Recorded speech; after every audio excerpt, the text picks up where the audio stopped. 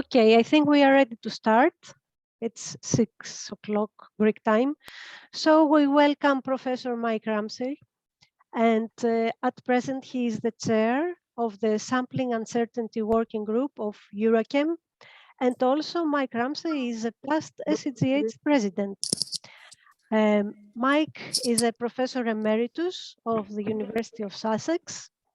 And he is an expert in the topic of measurement uncertainty, and especially the estimation of measurement uncertainty from sampling in various measurement systems, including geochemistry, but also beyond geochemistry. So I would like to remind our audience that the Early Career Researchers Group of SEGH has expressed interest to learn more about today's topic during a previous webinar. And this webinar was on scientific paper writing. So the topic came up in the discussion. And this is a unique opportunity for them now to learn from an expert on this topic and learn and actually apply methodologies that are relevant to everybody's research. So before we start, I would like to ask you to make sure that your microphone is muted in order to minimize noise during the lecture. If you all press NIT, will be great. And also that you can leave your questions in the chat during the lecture, and this will be answered in the end. So Mike, you can start. Okay. Well, I would say good afternoon, everyone. Well, but good day, where if you're in the morning or in the evening, wherever you are on the planet. It's very nice to see that we've got 63 participants currently registered, which is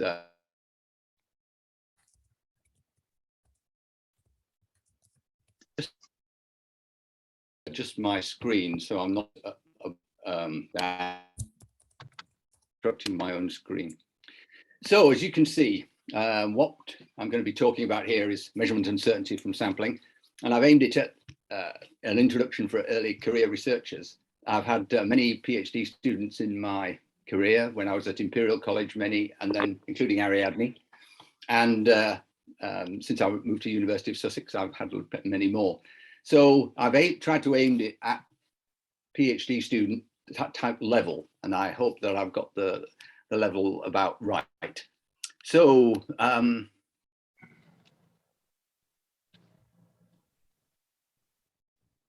yes. So here's an overview of what I'm going to talk about. I'm going to talk about a little bit what measurement uncertainty is.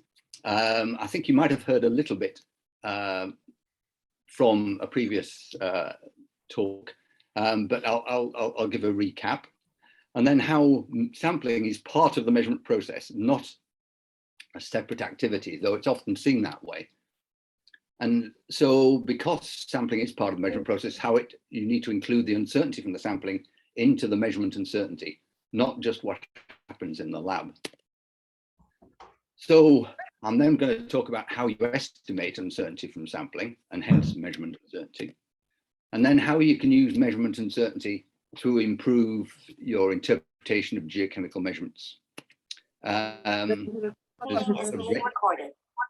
a range of applications, and I'm going to look at a few of them, most of which are relevant to SEGH, but I'll mention where to get information about other media that I can't talk about: soil, sediments, food, water, gas.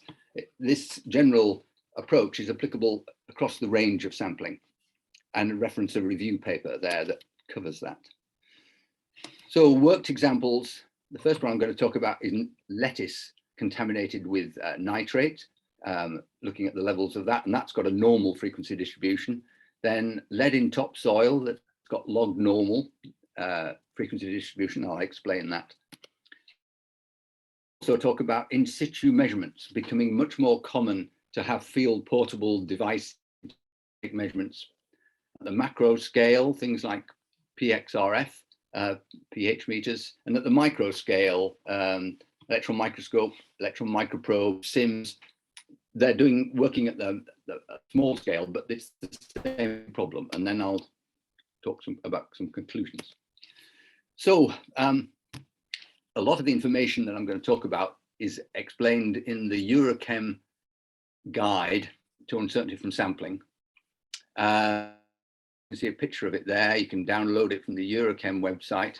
I chair this working group, and we prepared this, and it's got 6 worked examples in it, mainly for ex situ measurements, but it's got different materials: foods, feeds, water, soils. And as I say, it's been widely applied to even wider range of materials, fuels and gases. Somebody's left their microphone on, I think. Maybe they could go mute. The most widely approach used in the guide, 4 of the 6 examples, is the duplicate method based on the balanced design. So that's the one I'm going to focus on. It only needs 1 sampler, so that's really good for PhD students. More sophisticated approaches use multiple samplers, sampling proficiency testing results, collaborative trials in sampling. I'm not going to talk about those in this talk, but if anyone wants to know more about that, they can email me. Right, so what is measurement uncertainty? Particularly that from sampling. Well, measurement uncertainty, there's an old definition here back from the 1990s, an estimate attached to a test result which characterizes the range of values within which the true value is asserted to lie. So here is the test result, the blue. The measurement uncertainty is this blue arrow here between the value minus the uncertainty and the value plus the uncertainty, and the true value is somewhere in this range, but we don't know where. We never know where the true value actually lies. But what we're trying to do is estimate the length of this blue line between the upper confidence limit and the lower confidence limit here to know where the truth might lie. More recent definitions of measurement uncertainty have used this term value of the measurand, which is equivalent to the true value, but preferred by metrologists. The uncertainty from sampling is to some extent caused by the way the samples are taken, the training of the samplers and things, but dominantly it's caused by small scale heterogeneity of the analyte within the sampling target. And I'll tell you what the sampling target is presently. So research students need to consider the quality of the primary sampling. It appears very easy to take a sample. Results reliably, you need to be careful how you take the samples. And obviously you need to be careful in the lab about the analytical measurements, but I'm not going to talk about that today. So the primary way of expressing quality of measurement values is uncertainty. It's the key parameter. It integrates all the other things. It's essential that we get a realistic estimate of the measurement uncertainty to know how far it may be from. So we're going to use a technique called analysis of variance. Sounds a bit intimidating, but you can do it easily. For example, I'm going to explain there's an Excel spreadsheet program called Run-Over-3 that's available free from the Royal Society of Chemistry Analytical Methods Committee at this website here. And it can separate the total variance, that's the standard deviation squared of all the measurements you get, into the analytical component, how much is coming from the lab, the variability from the lab, the sampling, from the field sampling, and the residual uncertainty is between targets. And that is what used to be called the geochemical variance. It's the large scale variance. That's what in geochemical mapping you really want to see. And these 2 last terms here just get in the way, but you can never get rid of them. You just have to make them small enough. So the standard measurement uncertainty, U is estimated from the standard deviation of the measurement, which is the sum of these last 2, the sampling variance plus the analytical variance, and you take the square root you can't just add and subtract uncertainties. You've got to do it using their squares. More often quoted is the expanded relative measurement uncertainty, U prime, and we go for 95% confidence. So we have 2 standard deviations, and we as a percentage of the concentration value, the measurement value X. So we multiply by 100. So hopefully you've now got an idea of the terms I'm going to be using. So as part of the measurement process, it can be actually while Ariadne was doing her PhD studies back in the 1990s when it was snowing in the UK. But it also applies to in situ measurement techniques. And I'm going to talk a bit about how you do this. This is a handheld portable X-ray fluorescence machine, PXRF. And when you put the sensor down here, you end up taking a sort of virtual sample. You don't remove the sample, but you interrogate the soil underneath the sensor at the. So this is a macroscopic beam, but it can be microscopic down at the micron level. This is SIMS, and I've been working with a colleague in Michael Wiedenbeck, who you might know, and we're looking at sampling uncertainty at the picogram level, and I'll talk a little bit about that. So uncertainty in these sampling procedures produces uncertainty in the measurement values. That's a key issue. But also the physical preparation. When you've taken your sample here and you take it back to the lab and you might dry it, you might filter it, you might grind it, they all add to the uncertainty in the measurement value. So they've all got to be considered within the estimation process. And the first thing we need to do is define the sampling target. So the sampling target is here, portion of material at a particular time that a sample is intended to represent. So it could be a batch of food, it could be an area of soil, it could be a crystal.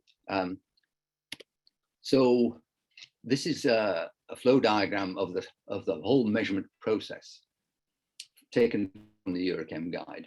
And what most people think about the measurement process is this bit in white down here, the analysis that happens in the lab. But the bit that people tend to forget about are these gray boxes from the sampling of the target through the primary sampling, subsampling, laboratory sample. So the primary sampling, this is a sampling target that's around 20,000 heads of lettuce that I'm going to be talking about. And this is the taking of a composite sample. So this is the sampling target, and we put those 10 samples in 10 increments, they're called. Those heads of lettuce, they get composited together to produce the primary sample. Or if you're working at the micro scale, it could be a primary sample of 300 picograms. And you can see the pit here where the sample is taken. So you have to define what it is you're trying to characterize. That's very important.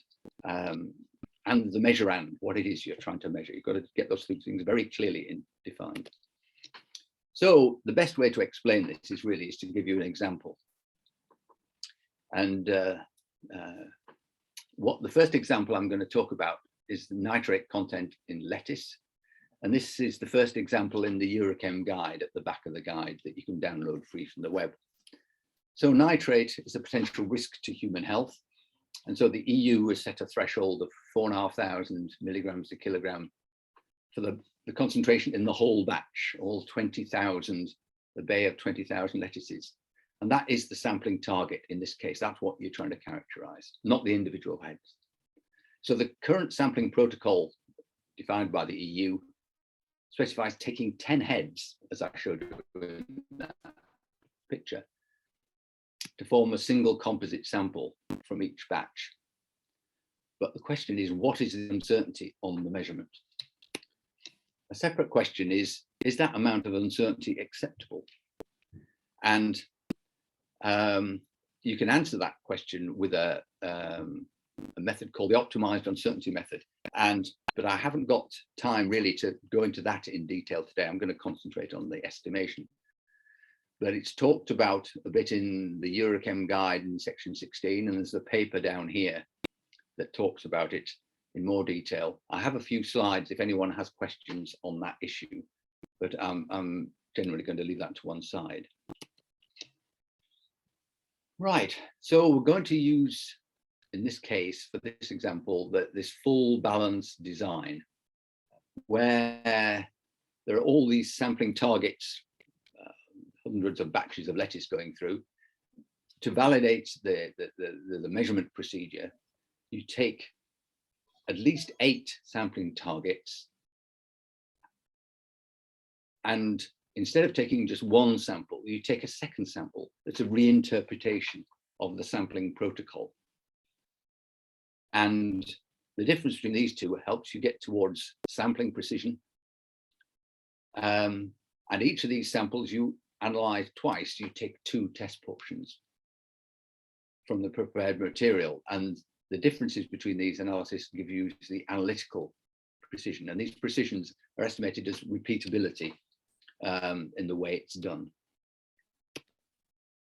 So here are, that's the diagram I showed you of the bay with W, and the W is the specified design, but the W could equally well be orientated the other way. The guide doesn't tell you, the sampling protocol doesn't tell you how to orientate it.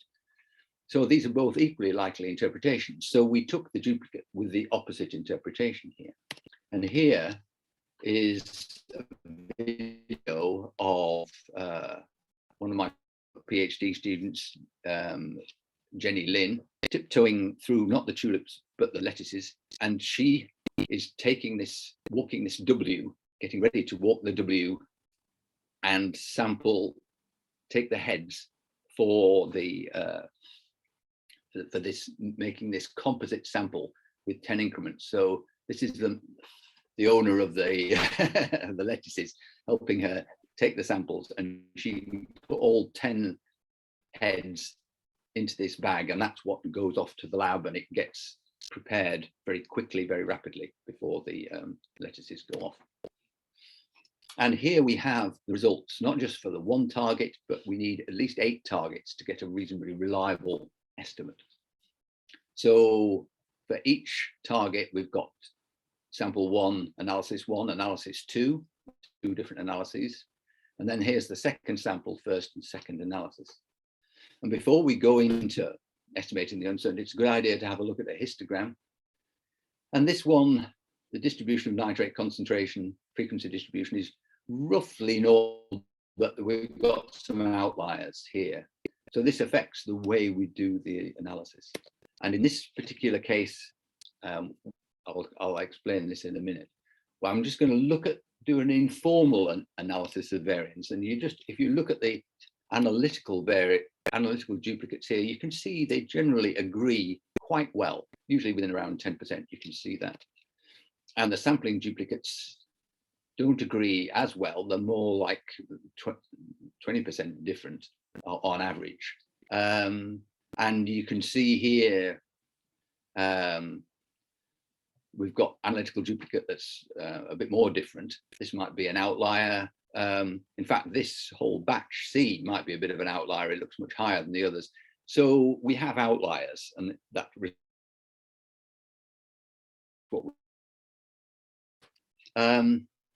the range between the low batches and the high batches is about 1.6. So we've got much more variation between batch than we have within, which is good. It means we can tell which batches, we hope, which batches are high and which are low. We can see this batch F is pretty high, this batch G is pretty low. But, I can hear a voice coming through, maybe someone's not on mute. But we want to know, is this reliably over the threshold? Is this reliably under the threshold for classification? Is that it's edible? So to do analysis of variance, the easiest option is this software run over 3, and here is a screenshot of a note run over 3. And all you do, it's an Excel spreadsheet, you just paste in your values, and those are the values I've just been discussing with you. And then you press run, and the output you get looks like this. So classical, you've got classical ANOVA on the left, over here, and what's called robust ANOVA on the right. So classical ANOVA assume normal distribution, and we know that this isn't purely a normal distribution. So this estimate of the relative expanded uncertainty here, 24%, is not really very reliable. This thing here, the uncertainty factor, I'm going to come back to in another example, so it's not relevant here. I'll explain it next time. The histogram we saw showed that we had a normal distribution with maybe not more than 10% outliers, and some of these outliers were analytical, some were sampling, some were between target. So what we need is this robust ANOVA, and that is designed to accommodate outlying values. It doesn't reject them, it doesn't eliminate them, but it accommodates them in a way. I haven't got time to go into the details of how it works, but it's explained elsewhere. So you can see the robust analysis of the measurement uncertainty is 16%, which is quite a lot less than 24. And when these two disagree, that's usually a sign that you've got outliers. So it's 16% relative, and it's 360 milligrams a kilogram. So if you remember that number, we'll come back to it. So if we help to decide, is the lettuce safe to eat? Will it pass the EU safety limit? If we just took the first sample, first analysis, and routinely that's all that would happen. There'd be one sample and one analysis, and the decision made on that. And this uncertainty applies to this single measurement value. Well, you can see here that these values are under the limit of 450. These are under, but these are over. So this is what's called the deterministic classification. We're just comparing the values against the threshold 450, and if they're under, that's safe, and if they're above, they're not. And according to this, half the batches would be would pass and half would fail. However, if we now use our measurement uncertainty of 16%, we multiply that by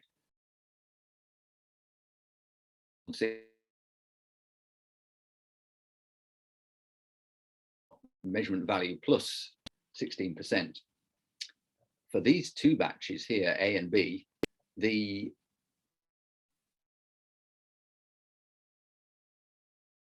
so there's a chance that the true value is over the threshold.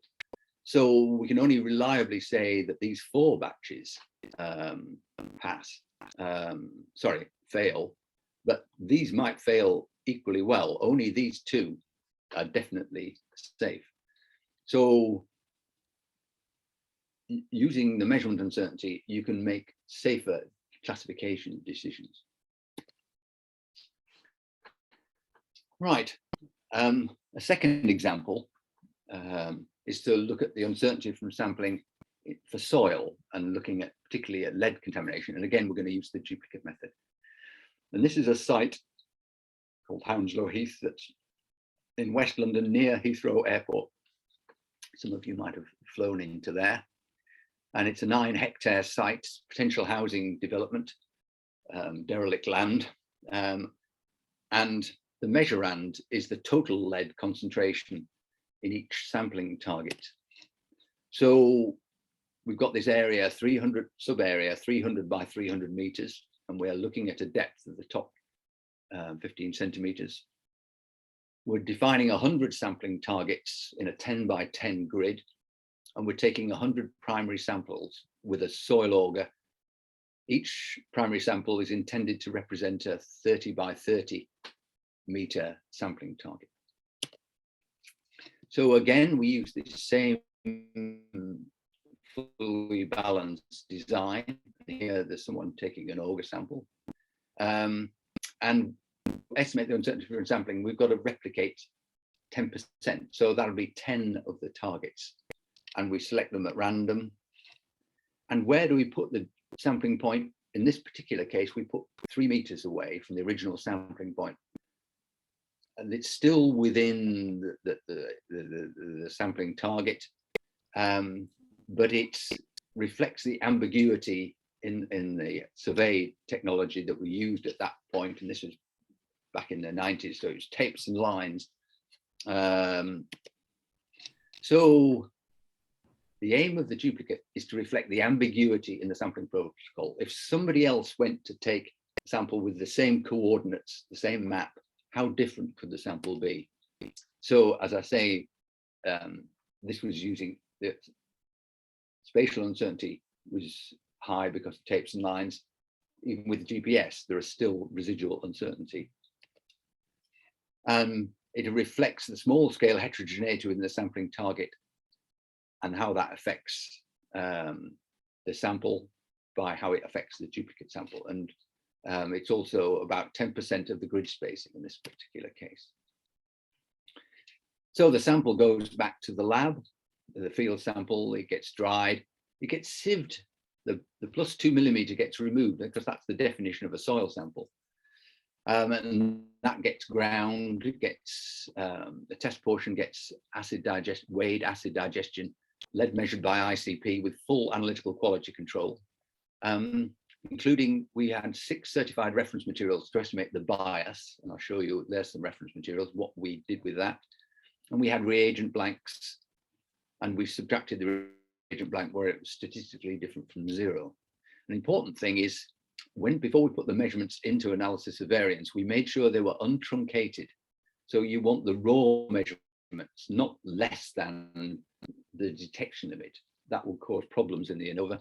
And they shouldn't be rounded either. Don't round this number to 3, because then you'll have duplicates that look identical, which are not. So here are the results. And this was, as you can see, here's part of Ariadne's PhD thesis. Here is a map of the site in London. And each position on the map, here is the lead concentration. They vary from 50 to nearly 4,000, big concentration range, and they straddle the then UK threshold for housing, for risk assessment of 500 milligrams a kilogram of lead. And you can see here that if you do a deterministic interpretation, there's only 8 of these sampling targets are over. 92% of this site appears to be uncontaminated. And it's going to be interesting to compare this with what if we know the uncertainty. So here are where the duplicate samples were taken. 10 locations chosen at random to represent typical sampling uncertainty for the site. And here are the results from the balanced design for those 10 sampling targets. And you can see here, D9 in particular on that grid, there's quite a big difference between the sample duplicates. But some are not so bad, but the analytical duplicates again are looking good. So we need to inspect the frequency distribution again. And here you can see a lot of positive skew. Here are the 100 measurements across the location. So the long range heterogeneity on this site is definitely heavily skewed, and you'd suspect it's log normal. If you take logs of the numbers, here they are, taken log to the base E, and you can see it's getting to be approximately normal. So this means the original distribution was log normal. So classical analysis of variance assumes a normal distribution. The robust ANOVA can only cope with 10% outliers. That's not going to be any use. So we're going to need to use classical ANOVA on the log transform. But one slight problem is the original measurements are in units we recognize, milligrams a kilogram. The log transform measurements, and here they all are no longer in concentration units. So we need a new way of expressing uncertainty. And that's where we use this thing called the uncertainty factor, where SG is the standard deviation of the log transformed values. The uncertainty factor is the anti-log, the exponential of the standard deviation times 2 to get 95% confidence for the expanded uncertainty. So if we plug it all to run over, we get an estimate of uncertainty rather large, 86%, but we know it's poor because this is without log transform. This uncertainty factor comes from the log transformed values. They're transformed within the program, and you get the uncertainty factor of 2.62, which I'll explain in a minute. As a matter of interest, the robust ANOVA, you get a similar number, but it is very unreliable because we've got far more than 10% outliers. So we need to go to the log transform uncertainty factor. So how do we interpret the uncertainty factor? Well, when we have a typical measurement value, say 300 milligrams a kilogram, there is our measured value. If we want to look at the uncertainty, the upper confidence limit we get by multiplying the concentration by the uncertainty factor 2.62. We don't add it, we multiply, and that gives us 700, nearly 800. And the lower confidence limit we divide by the uncertainty factor. So, and that gives us around 100. So you can see here we've got an asymmetric confidence interval, and it's about plus 500 this way and minus 200 that way. So it reflects the skew of the large scale and the small scale heterogeneity. That if we use even the robust estimate, we'd have had a symmetrical confidence interval, and we'd have had a big area here where the true value might be that isn't reflected in our uncertainty estimate. Oh, that's just plus and minus for comparison. So analytical bias, I said it was estimated with 6 certified reference materials, and we got a value, we did a regression, we got a value of 3.5%-ish. And you can add that into the measurement uncertainty with the uncertainty on the estimate of the bias. You add them all in. And one way of adding them into the uncertainty factor, this equation here, I won't go through in detail, but you can add them in. And the good news is that the uncertainty factor was 2.628, 2.621, and it just goes up to 2.628. So the analytical bias has almost no effect on the measurement uncertainty in this case, because the measurement uncertainty is so enormous because of the heterogeneity of the material we're looking at. So what effect does it have on geochemical interpretation? Well, here we have the measurement result and the upper confidence limit and lower. And if it's well below the threshold, here is our threshold of 500, the then UK limit for needing further risk assessment. You can see that's definitely uncontaminated. Here, the true value the measured value might be over, the true value is below. So that's a chance of a false positive. This is the chance of a false negative. We've got to get right up here to be really sure that it's contaminated. And in this site, you can calculate the upper limit by multiplying by the uncertainty factor and the lower limit by dividing by it. And you can calculate the concentration here at which this point will happen. And you can see here that below 190, which is the threshold divided by the uncertainty factor, we know it's uncontaminated. And over 1318 here, 500 times 2.62, we know it is contaminated. But in the middle here, we've got this possibly contaminated and probably contaminated. And so we can map using these symbols, and I'll show you the map in a minute, which will allow us to do probabilistic mapping. So this is the deterministic map that we had a few minutes ago with the 92% uncontaminated. Here is the probabilistic map with the 4 categories: contaminated, probably, possibly, and uncontaminated. You can see the uncontaminated here is actually less than half the site. So only 46% of the site is truly uncontaminated. All the rest of it, it is either definitely contaminated or probably or possibly contaminated. So you can't really be sure that the true value is under that threshold. And this is some published this year with Ariadne and Ricardo Betancourt de Silva in this journal here. So the last thing I want to talk about is what do you do if you've got an in situ measurement technique? I'm guessing that maybe half the measurements made in the world now are in situ measurements, people with portable devices trying to get direct measurements, but they have uncertainty from sampling as well, as I mentioned earlier. So there's an application here, an early application that Ariadne was involved with. And this is a lead smelter, medieval lead smelter in Derbyshire, in the middle of the UK Pennines.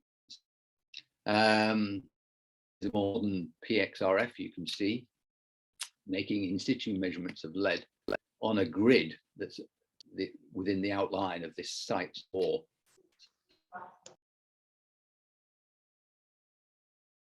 the duplicate method here, again, was used to look at this random component of the measurement uncertainty as repeatability. So the equivalent of taking duplicate samples is to take duplicate measurement device, reflecting 2 independent interpretations of the measurement protocol. So the spatial interpretation uncertainty here was 2 meters. We couldn't get our locations better than that.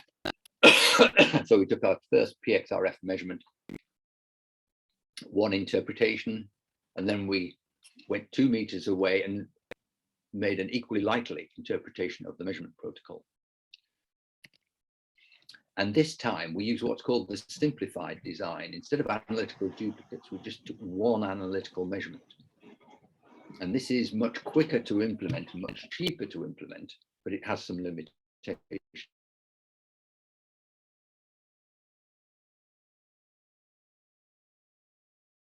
Sampling targets, and you can see here that some of the duplicates are disagreeing substantially. There's a factor of 2 here. And if we look at the histograms, again, we've got heavy positive skew, but again, it's really log normal. It comes to normal when you take the logs. So I won't go through the full details, but they run over 3, classical ANOVA gave an uncertainty factor of 1.85. Because you haven't got analytical duplicates, you've got to use an external estimate of PXRF. Internal uncertainty, and that comes out about 3%. We did that by making pellets of fine powder. I won't go into it in detail, but it's very similar to what the PXRF tells you its uncertainty is, quite low. And this has very little effect on this overall uncertainty because the heterogeneity is so large. But if you believe the PXRF machine that the uncertainty is 3%, obviously you'd be vastly underestimating the uncertainty. So the systematic component of the measurement uncertainty is harder to be confident about and estimate. You can use certified reference materials. You can make pellets. So you can and ask the PXRF to estimate these machines, and we did this. But the trouble is these reference materials are homogeneous, fine-grained, and they're dry, where the field samples that you are measuring are heterogeneous, coarse, and wet. So they're not matched in the slightest. So one way to overcome this is to try and compare the in situ measurements against ex situ measurements, where you take samples back to a lab for the same analyte on the same sampling target. So you need to match the value of the measurement, which is the true value that we're trying to estimate, and that is the total lead concentration in the dry soil. So on the same site, we took auger samples again, and with a full balance design, so we could get the analytical uncertainty as well. We took 24 duplicates, but 8 would have been sufficient for a routine validation. And we analyzed by ICP after sieving and grinding. And here are the measurements for all these targets. Here are the PXRF results, and here are the ICP results. And just by eyeballing, you can see the ICP results are substantially higher. So you've got to estimate the systematic component, you've got to compare them.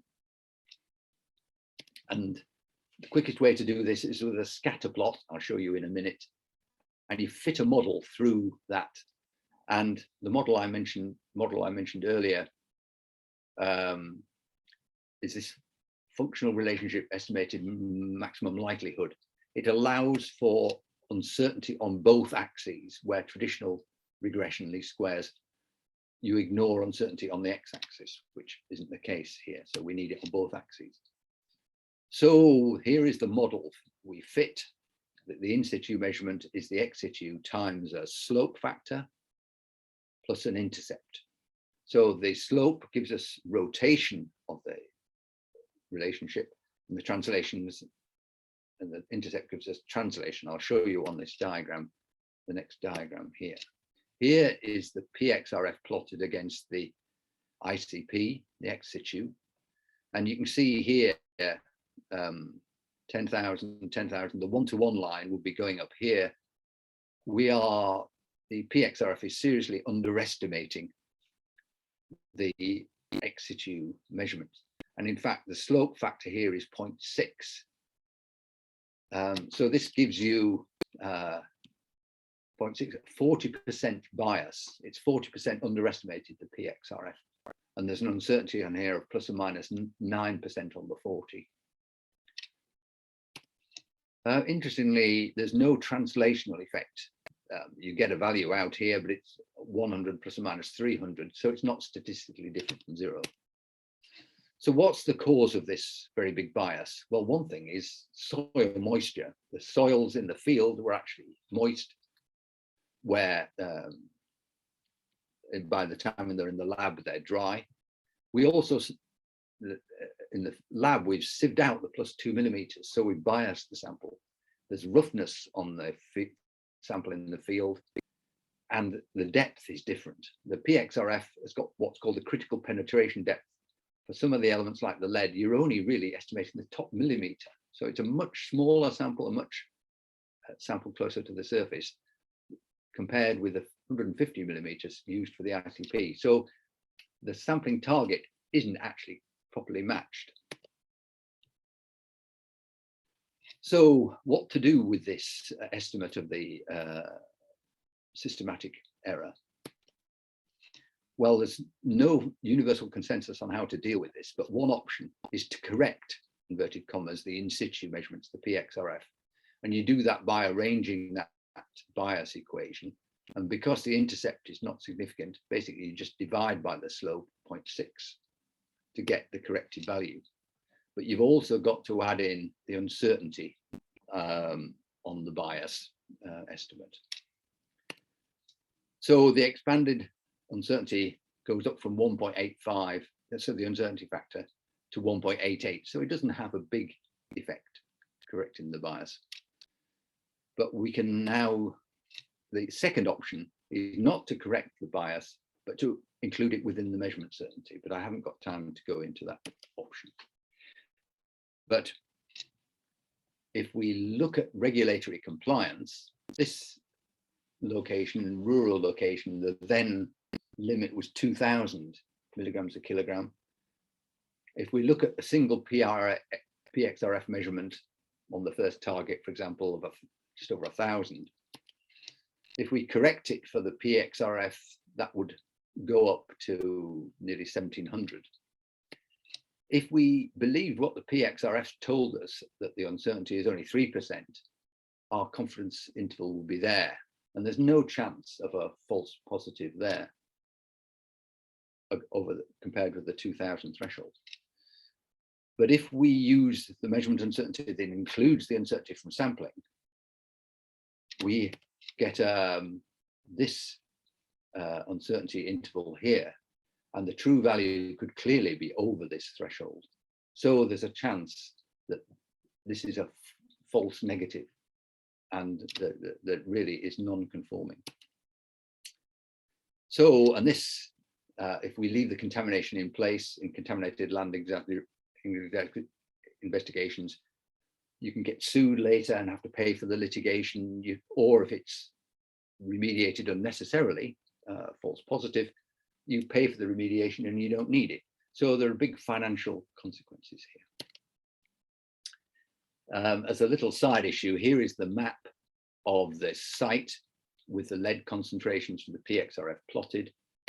And Ariadne produced a nice map here that showed that these highs here were where the two medieval smelters that were very small.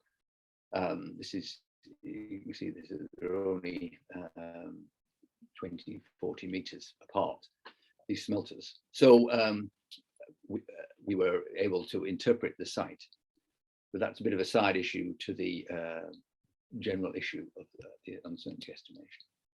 So conclusions. I hope you'll agree that knowing uncertainty of measurement is crucial for their reliable geochemical interpretation.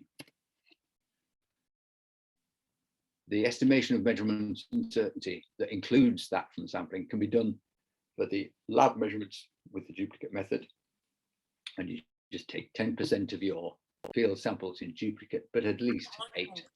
And you use analysis of variance to estimate the components, and you analyze reference materials to get analytical bias, and you can include that if it's significant.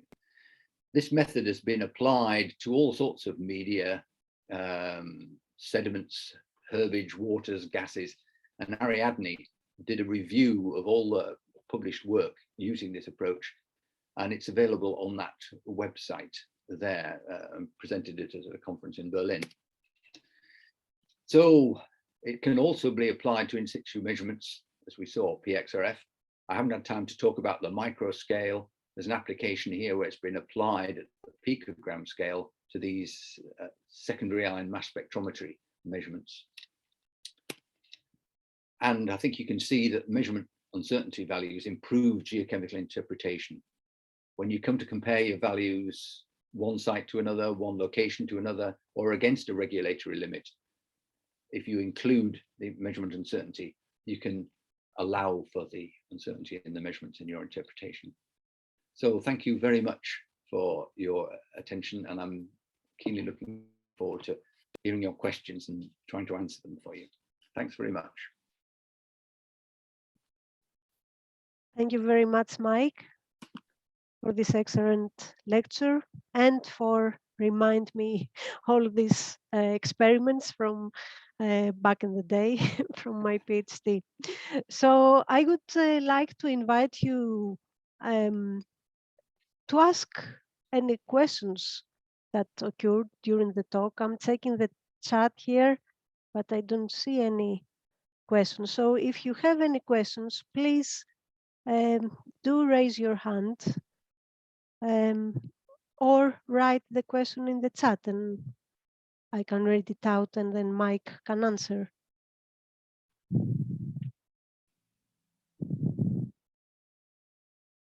Any questions?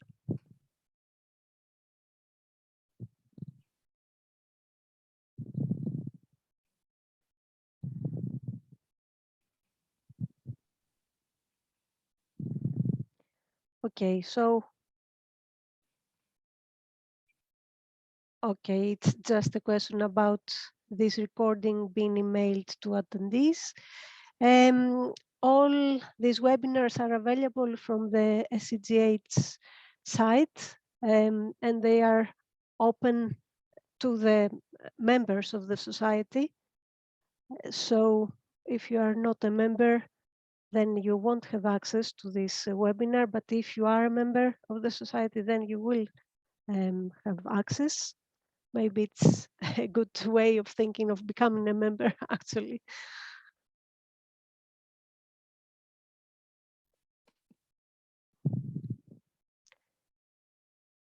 let me ask a question until people think about other questions. There's this issue of the similarity between the sampling targets. In the examples that you provided, we can all understand, I think, that there are different situations. Okay, for example, in the lettuce example, then you expect that you have quite a lot of similarity between the sampling targets, but when the site gets very heterogeneous, and this has to do with the host maybe of the analyte you are examining, then you cannot assume that you have such a big similarity. So can we generalize, or can we put different classes of sites that this is more or less appropriate as a method, the duplicate method? Okay, well, thank you for that question, Ariadne. I think you're right that contaminated land, I use as an example, in fact, it's the worst case example, I think, that contaminated land, almost every site is different to some extent in terms of its history. So it's much harder to generalize, but I had a research project where we did it and applied this method to a lot of different sites. And we found that sites, say, some sites had similarities. If they were near, for example, an active smelting, metal smelter, lead smelter, zinc smelter, then the heterogeneity was generally quite low. The uncertainty from sampling was low because the fume tends to fall very evenly across the site. So if you know the history of the site, you might be able to generalize. And one way of doing this is what I've been describing is the validation, if you like, of a sampling procedure, a measurement procedure with all the duplicates. But for ongoing investigations, you can just do what's called sampling quality control. And you take a much smaller number of duplicates, maybe only even one duplicate in 10 of the sites that you look at. And you make an estimate of the uncertainty, but you plot it on a control chart and see if it could represent the same uncertainty, or whether it really is very different. It's not ideal, but it would be hard to do the full balanced design with 8 replicates on all sites. But I think if there's a lot of money at stake, it could be justified. If you clean up some of these really big sites, you're talking millions and millions of euros. So doing 8 duplicate samples is probably not a big expense by comparison. Mm-hmm. Thank you. This is clear for me, at least. There is a question about the censoring of data. So question says, it's from David Gratson, and it says, laboratories always censor data. One cannot always get the raw data. So how do we deal with this? Okay, this is a problem that I've had over the years. And you just have to go to the lab and talk to them and explain the issues and try and get them to give you the raw data. Maybe they just, it isn't their official output will still be truncated. But if you really do need the raw data, unless it's very high concentration, and then it won't be as much of an issue. But when you're dealing with, particularly with trace element data, if it's truncated, you've got lots of less thans, it makes uncertainty estimation very difficult. You get very poor estimates. So I think there's a lot of education of labs needed. And I've been talking to labs, and they're starting to have to think about uncertainty from sampling themselves now under an ISO guide 17025. A new one says they have to start thinking about uncertainty from sampling. So they're going to have to start doing these calculations themselves, and maybe they will understand and be more sympathetic to users that need this information. I hope that helps, but I can see it's a problem. Okay, there is a hand raised by Dr. ALV. So I don't know if I will ask to unmute and see if you want to. Good evening, ma'am. I'm audible. Hello? Hello, we can hear you. Good evening, sir. Sir, my question to you is, I work in the field of coal geology where I'm collecting samples, especially from stockpiles and railway rakes. So if my stockpile is very big, let's say 50,000 tons, from where I have to collect a sample.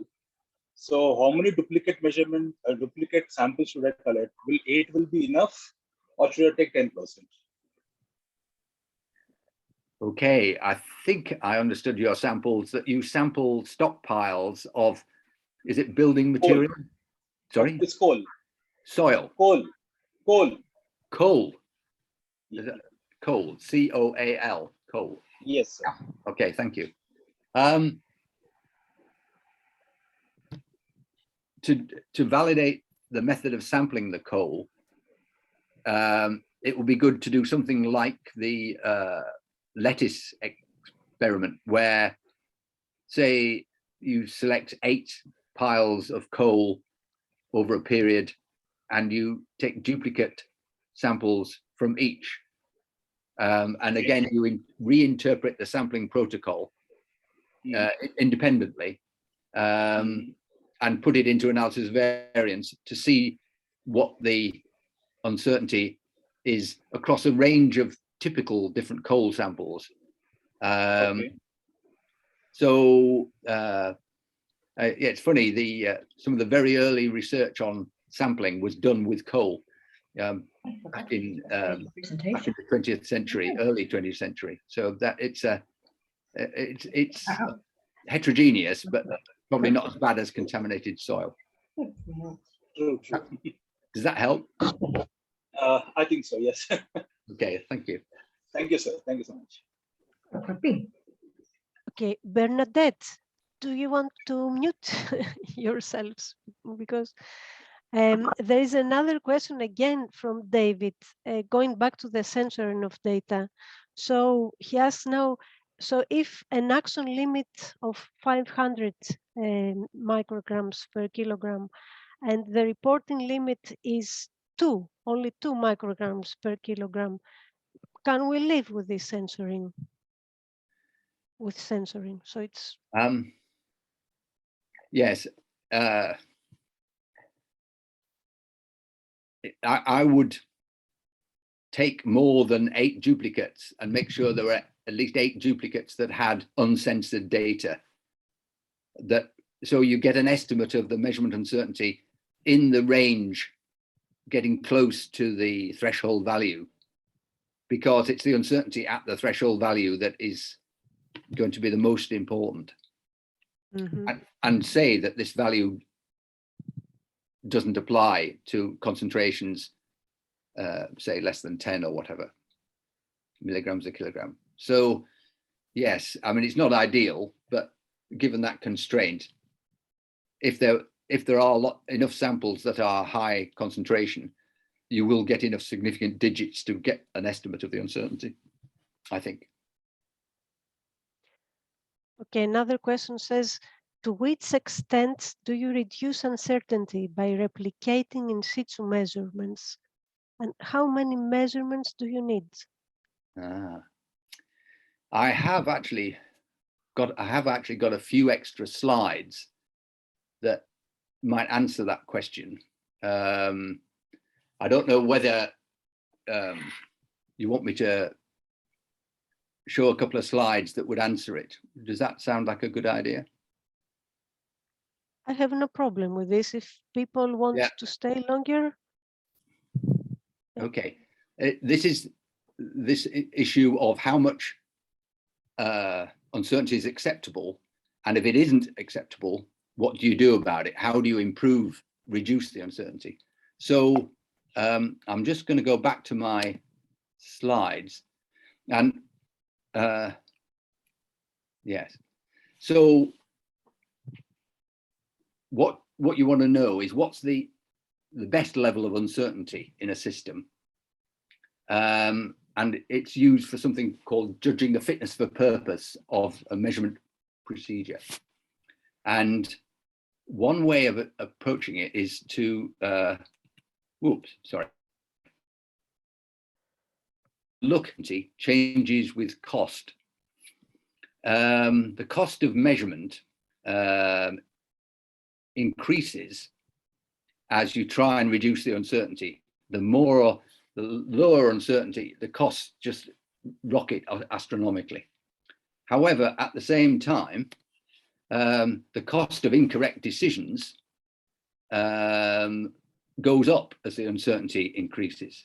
So this is, for example, the costs of making incorrect decisions on these lettuces. They're about £5,000 a batch, or they were when we sampled them. The measurements were relatively cheaper, £20 for each sample, £20 for each analysis. But if you add the two together, you get this U-shaped curve.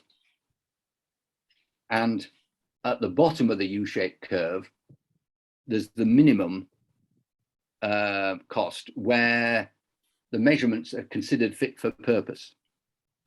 So if you know this, once you know this target measurement uncertainty, you can then judge whether it's more cost effective. Somebody needs to mute. You need to, whether you need to spend more on the chemical analysis or spend more on the sampling to achieve the fitness.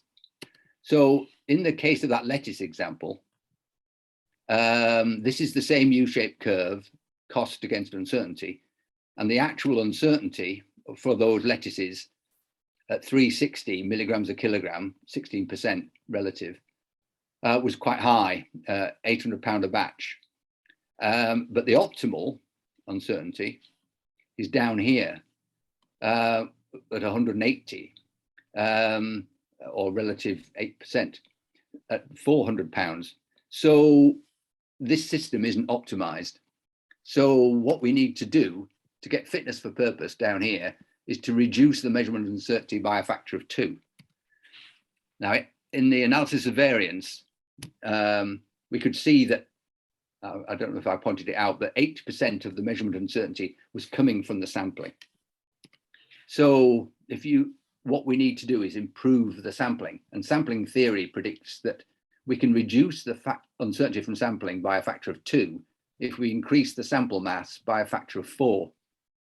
That's 2 squared, so it's the square of this number. So it's better to take a composite sample with 40 heads, not 10 heads. And what we did, trying to get it to come to the next slide. Right. So we went out, we repeated the experiment with 40 heads instead of 10 heads.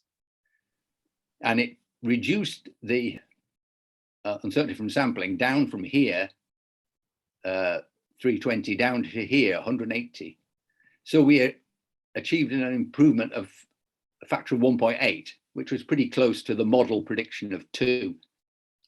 And this reduced the uncertainty relative from 16% to 11%, which was pretty close to the optimal value. Not exactly on, but close enough. We got the cost down from 800 per target to 500. So basically, we achieved fitness for purpose by increasing the number of increments. So this approach allows you to decide how many increments. I think the question somebody asked was, how do I know how many increments to take? And this approach allows you to know how many increments you need to get the uncertainty from sampling you need, to get the measurement uncertainty you need. Does that help?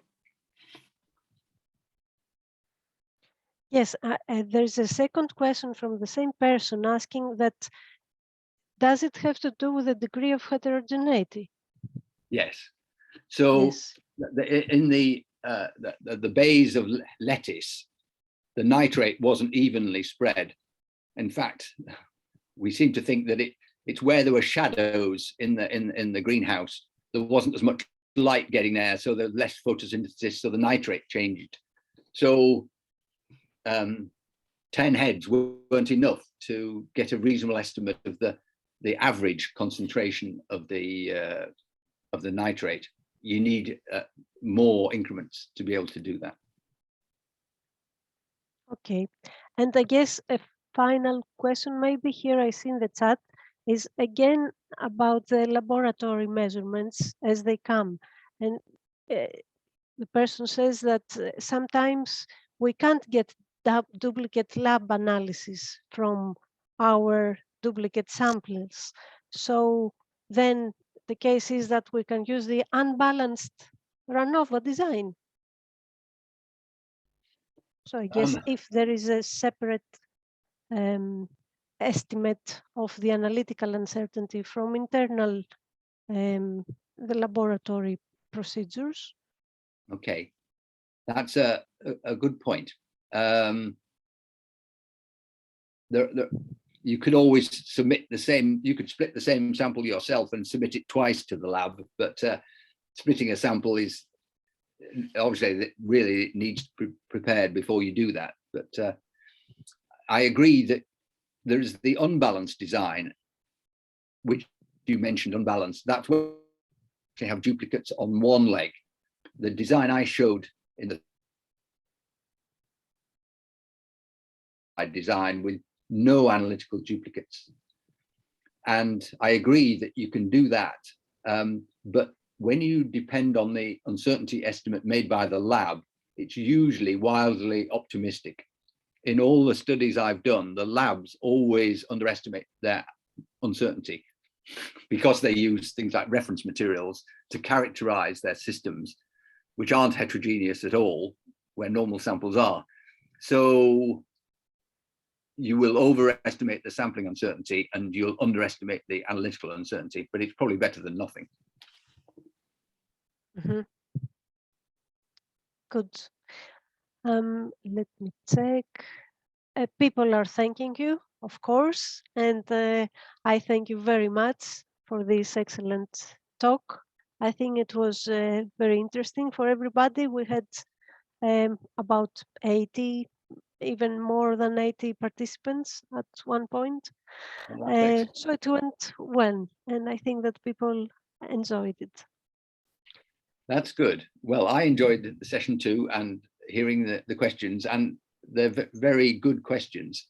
And it's very easy for me to say how to do things, but in the real world, I once ran a commercial lab, and I know life is much harder out in the real world than it is in academia. So, but as I say, the EURACHEM guide is probably quite a good thing to download to have a look through and see more details if you want to. Thank you all very much for attending. I enjoyed it. Thank you, Mike. Thank you, Aligos. Bye. Bye. Thank you very much. Thank you, everybody. Bye-bye. And see you soon in the next event, maybe. Bye. Bye-bye. Bye-bye. Bye. Thank you. Bye.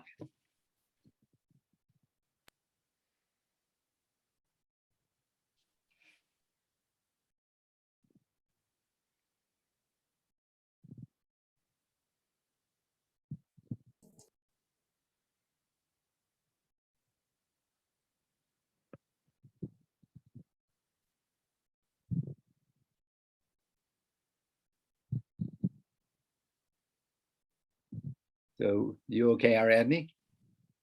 Yes, I'm fine. How are you? Pretty good. Relieved it seemed to go reasonably well and reasonably on time. Yeah, You see, yeah, it was. I